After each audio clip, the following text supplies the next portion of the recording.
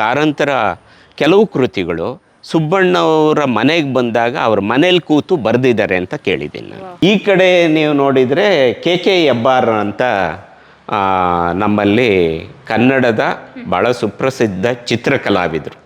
ನೀನಾಸಂ ತಿರುಗಾಟ ಯಾವಾಗ ನಡೆಯುತ್ತೆ, ಅದು ನಡೆಯುವಂಥ ಸಂದರ್ಭದಲ್ಲಿ ಇಲ್ಲೇ ಪ್ರಾಕ್ಟೀಸ್ ಆಗುತ್ತೆ. ಆಮೇಲೆ ನೀನಾಸಂ ಬಳಗ ಅಂತಿದೆ. ಯಾವುದು ನೀನಾಸಂ ಸಂಸ್ಥೆ 47ರಲ್ಲಿ ಶುರುವಾಯ್ತಲ್ಲ, ಆ ಸಂಸ್ಥೆ ಪ್ರತಿ ವರ್ಷ ಒಂದೊಂದು ನಾಟಕ ಮಾಡುತ್ತೆ.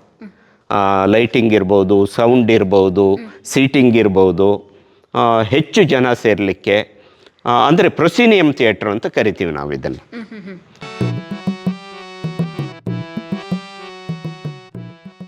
ಶಿವರಾಮ ಕಾರಂತ ರಂಗಮಂದಿರ, ಕಾರಂತರ ಹೆಸರಿಟ್ಟಿದ್ದಾರೆ.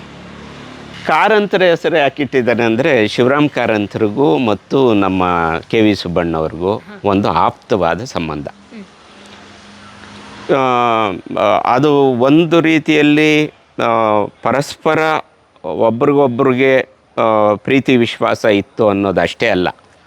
ಶಿವರಾಮ್ ಕಾರಂತರು ಯಕ್ಷಗಾನದ ಒಳಗಡೆಗೆ ಏನು ಬದಲಾವಣೆಗಳು ಮಾಡ್ಬೋದು, ರಂಗಭೂಮಿಯಲ್ಲಿ ಏನು ಬದಲಾವಣೆ ಮಾಡ್ಬೋದು, ಹೀಗೆಲ್ಲ ಕೆಲಸ ಮಾಡಿದಂಥವ್ರು ಶಿವರಾಮ್ ಕಾರಂತರು. ಅವರು ಸಹ ಆಮೇಲೆ ಮಕ್ಕಳಿಗೆ ಸಂಬಂಧಪಟ್ಟಂಗೆ ಏನು ಹೊಸ ಕೆಲಸಗಳನ್ನ ಮಾಡ್ಬೋದು, ಈ ಥರದ್ದೆಲ್ಲ ಹೊಸ ಹುಡುಕಾಟಗಳನ್ನ ಮಾಡ್ತಾಯಿದ್ರು. ಆ ದೃಷ್ಟಿಯಿಂದನೂ ರಂಗಭೂಮಿಯ ದೃಷ್ಟಿಯಿಂದನೂ ಸುಬ್ಬಣ್ಣವ್ರಿಗೆ ಭಾಳ ಹತ್ತಿರ. ಆಮೇಲೆ ಕಾರಂತರು ಇಲ್ಲಿ ಬಂದು ಇವರು ಮಾಡುವ ಎಲ್ಲ ಕೆಲಸಗಳಿಗೆ ಪ್ರೋತ್ಸಾಹ ಕೊಟ್ಟು, ಆಮೇಲೆ ನಾನು ಕೇಳಿದಂತೆ ಕಾರಂತರ ಕೆಲವು ಕೃತಿಗಳು ಸುಬ್ಬಣ್ಣವರ ಮನೆಗೆ ಬಂದಾಗ ಅವ್ರ ಮನೇಲಿ ಕೂತು ಬರೆದಿದ್ದಾರೆ ಅಂತ ಕೇಳಿದ್ದೀನಿ ನಾನು. ಅಷ್ಟರ ಮಟ್ಟಿಗೆ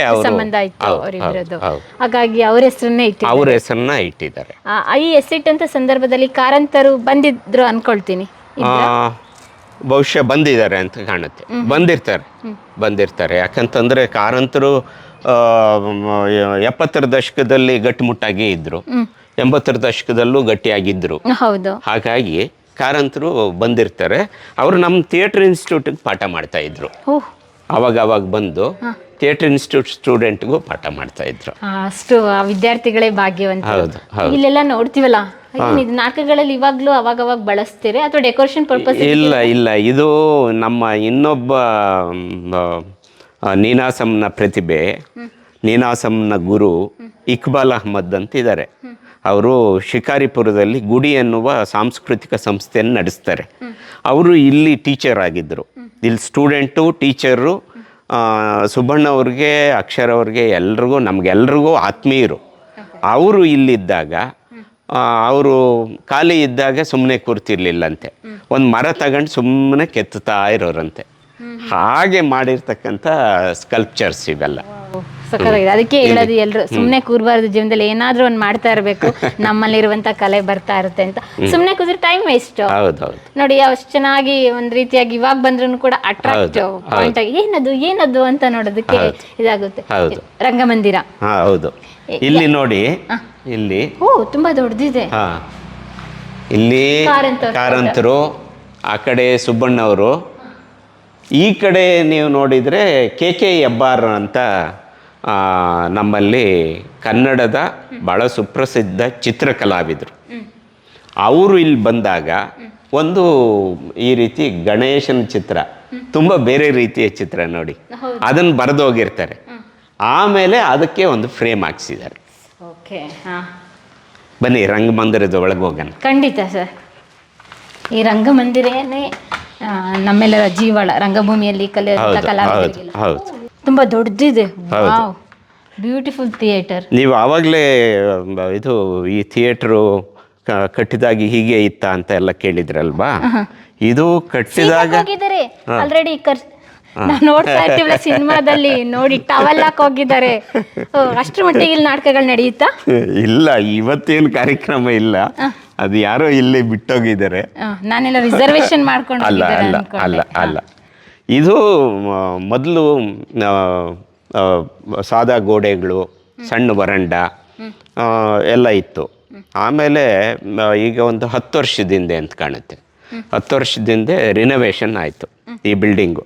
ಈ ಬಿಲ್ಡಿಂಗ್ ಆದಾಗ ಸ್ವಲ್ಪ ಈ ಬಾಲ್ಕನಿ, ಆಮೇಲೆ ಲೈಟಿಂಗ್ ಬೂತು, ಓಕೆ, ಪ್ರೊಜೆಕ್ಟರ್ ಎಲ್ಲ ಹೌದೌದು, ಓಕೆ, ಆಮೇಲೆ ಹೊರಗಡೆ ಕಾರಿಡಾರು ಸ್ವಲ್ಪ ವಿಶಾಲವಾಗಿ, ಇನ್ನೂ ಸ್ವಲ್ಪ ವ್ಯವಸ್ಥಿತವಾಗಿ ಇದನ್ನು ಮಾಡಲಾಯಿತು.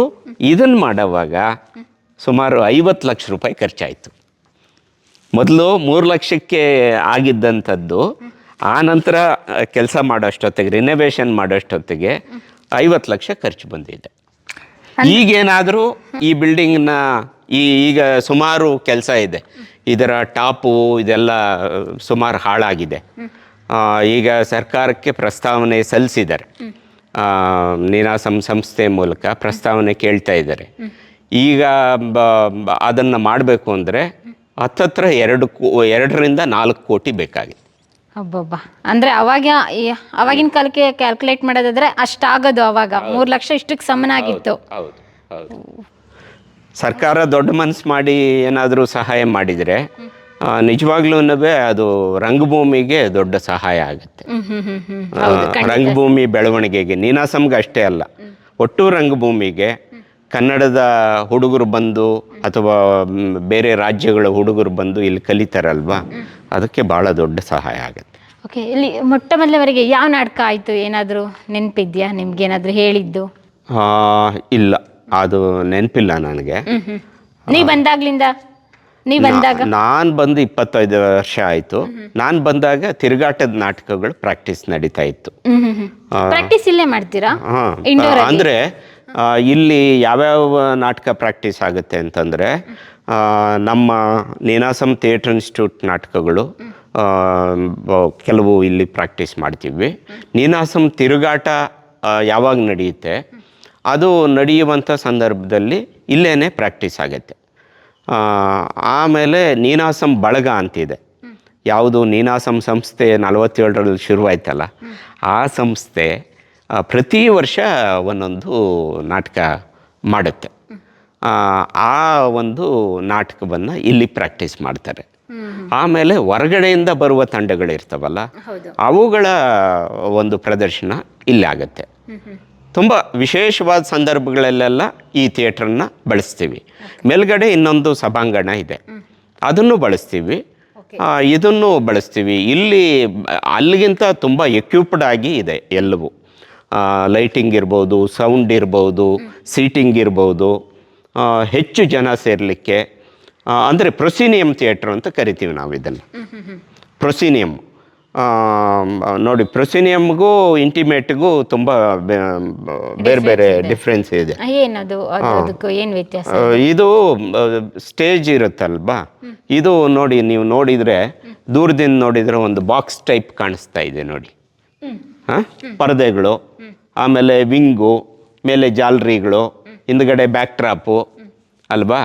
ಈಗ ಎತ್ತರವಾದ ಸ್ಟೇಜು, ಆಮೇಲೆ ಮುಂದೆ ಜಾಗ, ಅದರ ಮುಂದೆ ಒಂದು ದೊಡ್ಡ ಓಣಿ, ಆಮೇಲೆ ಆಡಿಯನ್ಸ್ ಶುರುವಾಗೋದು.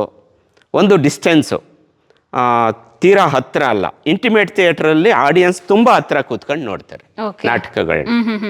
ಇಲ್ಲಿ ತೆರೆ ಹಿಂದೆ ಎಲ್ಲ ಯಾವ ರೀತಿ ಪ್ರಿಪ್ರೇಷನ್ ನಡೆಯುತ್ತೆ? ನಾವು ನಾಟಕ ಕುತ್ಕೊಂಡು ನೋಡೋರಿಗೆ ಇಲ್ಲಿ ಕುತ್ಕೊಂಡು ನೋಡ್ತೀವಿ, ಸಡನ್ ಆಗಿ ಇಲ್ಲೊಂದು ಬೆಟ್ಟ ಅಂತ ಹೇಳಿದ್ರೆ ಅದೇ ತರದ್ದು ಮಾಡೆಲ್ ತರ್ತಾರೆ, ಈ ಕಡೆಯಿಂದ ಒಬ್ರು ಬರ್ತಾರೆ, ಆ ಕಡೆಯಿಂದ ಹಾಡು ಹೇಳ್ಕೊಂಡು ಹಂಗೆ ಹೋಗ್ತಾರೆ. ಅಂದ್ರೆ ಸಿನಿಮಾ ಸೀರಿಯಲ್ಗಳ ತರ ಎಡಿಟಿಂಗ್ ಇಲ್ಲೇನು ಇರಲ್ಲ, ಲೈವ್ ಆಗಿ ಜೀವಂತಿಕೆಯಿಂದ ಅವರು ಆ ಪಾತ್ರದಲ್ಲಿ ಅಭಿನಯಿಸ್ಕೊಂಡು ನಾಟಕ ಮಾಡ್ತಾರೆ. ಒಂದು ಬ್ರೇಕ್ ತಗೊಳ್ಳಲ್ಲ. ಮತ್ತೆ ಕೆಲವೊಂದು ಪಾತ್ರದಲ್ಲಿ ಒಬ್ಬರಾದ ನಂತರ ಒಬ್ರು ಇರುತ್ತೆ, ಮಿಸ್ ಮಾಡಿದ್ರೆ ಒಬ್ರದ್ದೇನಾರು ಮಿಸ್ ಮಾಡಿದ್ರೆ ಮ್ಯೂಸಿಕ್ ಇರ್ಬೋದು, ಎಲ್ಲಾನು ಕೂಡ ಮಿಸ್ ಆಗುತ್ತೆ, ತಾಳಗಳೆಲ್ಲ. ಯಾವ ರೀತಿ ಮ್ಯಾನೇಜ್ ಮಾಡ್ತಾರೆ? ಬನ್ನಿ ಇಲ್ಲೆಲ್ಲ ಸೈಡಲ್ಲಿ ಇವಾಗ ನಮ್ಮ ವೀಕ್ಷಕರಿಗೆ ತೆರೆಯ ಮುಂದೆ ನಾವು ನಾಟಕ ಈ ರೀತಿ ನಡೆಯುತ್ತೆ, ತೆರೆ ಹಿಂದಿನ ಪ್ರಿಪ್ರೇಷನ್ ಯಾವ ರೀತಿ ಇರುತ್ತೆ ನೋಡೋಣ. ಸಡನ್ ಆಗಿ ಬರೋದು ಹೋಗೋದು, ಯಾವ ರೀತಿ ಸ್ಕ್ರೀನ್ ಎಲ್ಲ ಹಾಕಿ. ನೀವು ಅದನ್ನ ಈಗ ನಾಟಕ ನಡೀತಾ ಇದ್ದಿದ್ರೆ ತೋರಿಸ್ಬೋದಿತ್ತು. ಈಗ ಏನಂತಂದ್ರೆ ಇಲ್ಲಿ ನೋಡಿ, ವಿಂಗ್ಸ್ ಇದೆ, ಈ ವಿಂಗ್ಸ್ಗೆ ಆ ಕಡೆ ಜಾಗ ಇದೆ, ಅಲ್ಲಿಂದ ಬರ್ತಾರೆ. ಓಕೆ, ಆ ಕಡೆಯಿಂದ ಆ ಕಡೆಯಿಂದ ಎಂಟ್ರಿ ತಗೊಳ್ತಾರೆ. ಆಮೇಲೆ ನೀವು ಹೇಳಿದ ಕರೆಕ್ಟು. ಆದರೆ ಒಂದೇನು ಅಂತಂದರೆ, ಈಗ ನಿಮಗೆ ಆ ನಾಟಕ ನಡೆಯುವ ಅವಧಿ 2 ಗಂಟೆ ಅಂತಂದರೆ, ಆ 2 ಗಂಟೆಯಲ್ಲಿ ನಿಮಗೆ ಎಲ್ಲವೂ ಏನಪ್ಪ ಇಷ್ಟೊಂದು ಚುರುಕಾಗಿ, ಇಷ್ಟೊಂದು ಪರ್ಫೆಕ್ಟಾಗಿ ಇಷ್ಟೊಂದು ಲೀಲಾಜಾಲವಾಗಿ ಎಲ್ಲ ಮಾಡ್ತಾರಲ್ವಾ, ಹೆಂಗೆ ಮಾಡ್ತಾರೆ ಅಂತ. ಅದಕ್ಕೆ ನಾವು ಏನು ಅಂತಂದರೆ, ನೀನಾಸಮ್ಮಲ್ಲೇ ಆಗಲಿ ಎಲ್ಲೇ ಆಗಲಿ ನಾಟಕ ಅಷ್ಟು ಚೆನ್ನಾಗಿ ಆಗಬೇಕು ಅಂತಂದರೆ ಅದರ ಹಿಂದೆ 1-2 ತಿಂಗಳ ಶ್ರಮ ಇರುತ್ತೆ. ಹೌದು. ಕೆಲವು ನಾಟಕಗಳಿಗೆ 2 ತಿಂಗಳ ಶ್ರಮ ಇರುತ್ತೆ, ಕೆಲವು ನಾಟಕಗಳು 1 ತಿಂಗಳ ಶ್ರಮ ಇರುತ್ತೆ.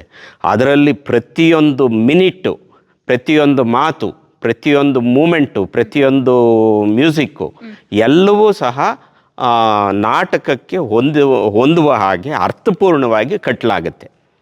ಅದು ಕಟ್ಟಿ ಯಾವ ರೀತಿ ಮನೆ ಕಟ್ಟುವಾಗ ಇಟ್ಟಿಗೆ ಮೇಲೆ ಇಟ್ಟಿಗೆ ಅದರ ಮಧ್ಯೆ ಏನು ಹಾಕಬೇಕು ಆ ರೀತಿ ಭದ್ರವಾಗಿ ನಾವು ಕಟ್ತೀವೋ, ಒಂದು ಮನೆ ಒಂದು ಶಿಲ್ಪ ಆದಂಗಲ್ವಾ, ಒಂದು ಕಲಾಕೃತಿ ಮನೆ. ಹಾಗೇ ನಾಟಕ ಒಂದು ಕಲಾಕೃತಿ. ಅದಕ್ಕೆ ಬೇಕಾಗಿರುವ ಎಲ್ಲ ಇಟ್ಟಿಗೆ, ಜಲ್ಲಿ, ಮರಳು, ಸಿಮೆಂಟು ಎಲ್ಲವೂ ಬೇಕು. ತಳಪಾಯ, ಮೇಲೆ ಮಾಡು ಎಲ್ಲ ನಾವು ಯಾವ ರೀತಿ ಮನೆಯನ್ನು ನಿರ್ಮಾಣ ಮಾಡ್ತೀವೋ ಒಂದು ನಾಟಕಕ್ಕೆ ಪೂರಕವಾಗಿ ಎಲ್ಲವೂ ಮಾಡಿ ಕೊನೆಗೆ ನಮ್ಮ ಪ್ರೀತಿಯ ಆಡಿಯನ್ಸ್ಗೆ ಇದನ್ನು ತೋರಿಸ್ತೀವಿ. ನಾವು ಚಿಕ್ಕದ್ರಲ್ಲಿದ್ದಾಗ ನಮ್ಮೂರ ಕಡೆ ಎಲ್ಲ ರಾಮಾಯಣ ಮತ್ತು ಶನಿ ಮಹಾತ್ಮೆ ಇದೆಲ್ಲ ನಲ್ಲಿ ರಂಗಮಂದಿರಕ್ಕಿಂತ ಈ ರೀತಿಯಾದಂಥ ಉತ್ಸವಗಳ ಸಂದರ್ಭಗಳಲ್ಲಿ ನಾಟಕಗಳನ್ನ ಮಾಡ್ತಾರೆ. ನಮಗೊಂದು ಆಶ್ಚರ್ಯ ಆಗ್ತದೆ. ಏನಂತೇಳಿ ಸಡನ್ನಾಗಿ ಈ ಕಡೆಯಿಂದ ಬರೋರು ಒಂದು ಬೆಟ್ಟ ತಂದುಬಿಡೋರು, ಆ ಕಡೆಯಿಂದ ಬರೋ ಗದೆ ತಂದುಬಿಡೋರು. ಅವರು ಏನಾದರೂ ಭೀಮನ್ ದುರ್ಯೋಧನ ಪಾರ್ಟ್ ನೋಡ್ತಾ ಇದ್ರೆ ನಮಗೆಲ್ಲ ಭಯ ಆಗುತ್ತೆ. ಹೆಂಗೆ ಮಾಡ್ತಾರೆ ಇವರು ಲೈವಾಗಿ, ಹೆಂಗೆ ಮಾಡಿ ಶಿಳ್ಳೆ ಏನು ಚಪ್ಪಾಳೆ ಏನು ಚಿಕ್ಕದ್ರಲ್ಲಿದ್ದಾಗ. ಇವಾಗ ಅದು ನಡೀತಾ ಇಲ್ಲ ಬಿಡಿ. ಚಿಕ್ಕವರಿದ್ದ ಸ್ವಲ್ಪ ನೆನಪಷ್ಟೇ. ಹಂಗೆಲ್ಲ ಮಾಡೋರಲ್ಲ, ಅವಾಗ ಆಶ್ಚರ್ಯ ಆಗ್ತಾ ಇತ್ತು ಹೆಂಗೆ ಮಾಡ್ತಾರೆ ಅಂತ. ಹಾಗಾಗಿ ನಮ್ಮ ಈ ವಿಡಿಯೋ ನೋಡ್ತಿರೋ ಮಕ್ಕಳಿಗೂ ಕೂಡ ಕ್ಯೂರಿಯಾಸಿಟಿ ಇರುತ್ತೆ, ಹೆಂಗೆ ಎಲ್ಲ ನಡೆಯುತ್ತೆ ಅಂತ. ಅವ್ರಿಗೊಂದು ಇವಾಗೊಂದು ಉತ್ತರ ಸಿಕ್ತು. ನಾಟಕ ಅಂದಮೇಲೆ ವೇಷಭೂಷಣಗಳು ಇರಲೇಬೇಕು, ಅದನ್ನೆಲ್ಲ ಕಲೆಕ್ಟ್ ಮಾಡ್ತೀರಾ? ಅದು ಆಯಾ ನಾಟಕಕ್ಕೆ ಬೇಕಾದಂಗೆ ನಾವು ಇಲ್ಲಿ ಡಿಸೈನರ್ನ ಇಟ್ಕೊಂಡು ಆಯಾ ನಾಟಕದ ನಿರ್ದೇಶಕರು, ಡಿಸೈನರ್ಸು ಎಲ್ಲ ಸೇರಿ ಪ್ಲ್ಯಾನ್ ಮಾಡಿ ಕಾಸ್ಟ್ಯೂಮ್ ಮಾಡ್ತೀವಿ. ಯಾವ ನಾಟಕ, ಯಾವ ಕಾಲದ್ದು, ಐತಿಹಾಸಿಕವೋ, ಸಾಮಾಜಿಕವೋ ಅಥವಾ ಪೌರಾಣಿಕವೋ, ಕಾಲ್ಪನಿಕವೋ, ಅದಕ್ಕೆ ಯಾವ ಪಾತ್ರ, ಅದು ಆ ಪಾತ್ರಕ್ಕೆ ಬೇಕಾಗಿರುವ ಕಾಸ್ಟ್ಯೂಮ್ ಯಾವುದು, ಯಾವ ರೀತಿ ಇರಬೇಕು, ಹಿಂದೆ ಆಗ್ತಾ ಇದ್ದಂಥ ಕಾಸ್ಟ್ಯೂಮೇ ಹಾಕಬೇಕಾ ಅಥವಾ ಹೊಸದಾಗಿ ಏನಾದರೂ ಅದನ್ನು ಕಲ್ಪಿಸ್ಬೇಕಾ, ಈ ಥರದ್ದೆಲ್ಲ ಇರುತ್ತೆ. ನಮ್ಮಲ್ಲಿ ಒಂದು ದೊಡ್ಡ ಕಾಸ್ಟ್ಯೂಮ್ನ ಒಂದು ಗೋಡನ್ನೇ ಇದೆ. ಓಹೋ, ಹೌದಾ? ಇದ್ರ ಹಿಂದೆನಾ? ಇದರ ಹಿಂದೆ ಮೇಲೆ ಇದೆ. ಓಕೆ. ಇಲ್ಲೆಲ್ಲ ನೋಡ್ತೀವಲ್ಲ, ಇದೇನಿದು ಸೆಟ್? ಇದು ಈಗ ಮೊನ್ನೆ ನಮ್ಮ ಸ್ಟೂಡೆಂಟ್ಸು ಸುಲ್ತಾನ್ ಸಂದಿಗ್ಧ ಅಂತ ಒಂದು ನಾಟಕ ಮಾಡಿದರು. ಅದನ್ನು ನಮ್ಮ BV ವೆಂಕಟರಮಣ ಐತಾಳ್ ಅಂತ, BR ವೆಂಕಟರಮಣ ಐತಾಳ್ ಅಂತ ಅವರು ನಿರ್ದೇಶನ ಮಾಡಿದರು. ಆ ನಾಟಕದ ಸೆಟ್ಟನ್ನು ಈಗ ನೆಕ್ಸ್ಟ್ ನಾವು ಮೇ 11ರಿಂದ ನಾಟಕೋತ್ಸವ ಶುರು ಮಾಡ್ತೀವಿ. ಅಂದರೆ ಈ ವರ್ಷ ನಮ್ಮ ಸ್ಟೂಡೆಂಟ್ಸು ಪ್ರಾಕ್ಟೀಸ್ ಮಾಡಿರುವ 5 ನಾಟಕಗಳಿದ್ದಾವೆ. ಆ 5 ನಾಟಕಗಳನ್ನು ಅವರು ಈ ವರ್ಷದ ಬೇರೆ ಬೇರೆ ಅವಧಿಯಲ್ಲಿ ಕಲ್ತಿದ್ದಾರೆ. ಆ ಕಲ್ತಿರೋದನ್ನು ಎಲ್ಲವನ್ನೂ ಸೇರಿಸಿ ಒಂದು ನಾಟಕೋತ್ಸವ ಮಾಡ್ತೀವಿ. ನಾಟಕೋತ್ಸವ ಮಾಡಿ ನಮ್ಮ ಜನನೆಲ್ಲ ಕರಿತೀವಿ. ಅದಕ್ಕೋಸ್ಕರ ಇಟ್ಟಿದ್ದೀವಿ. ಈಗ ಇದು ನಾಟಕೋತ್ಸವ ಮುಗಿದ ಮೇಲೆ ಈ ಸೆಟ್ಟು ಹಿಂದ್ಗಡೆ ಗೋಡನ್ ಇದೆ ದೊಡ್ಡದು, ಅಲ್ಲಿಗೆ ಹೋಗ್ಬಿಡುತ್ತೆ. ನೋಡ್ತಾ ಇದ್ದೀರಲ್ವಾ ಅಲ್ಲಿ ಪರದೆಗಳು, ಅದರ ಮೇಲ್ಗಡೆ ಒಂದು ಕ್ಯಾಟ್ ವಾಕ್ ಅಂತಿದೆ, ಆಯಿತಾ? ಅಲ್ಲಿ ಓಡಾಡ್ತಾ ಲೈಟ್ನ ಕಟ್ತಾರೆ.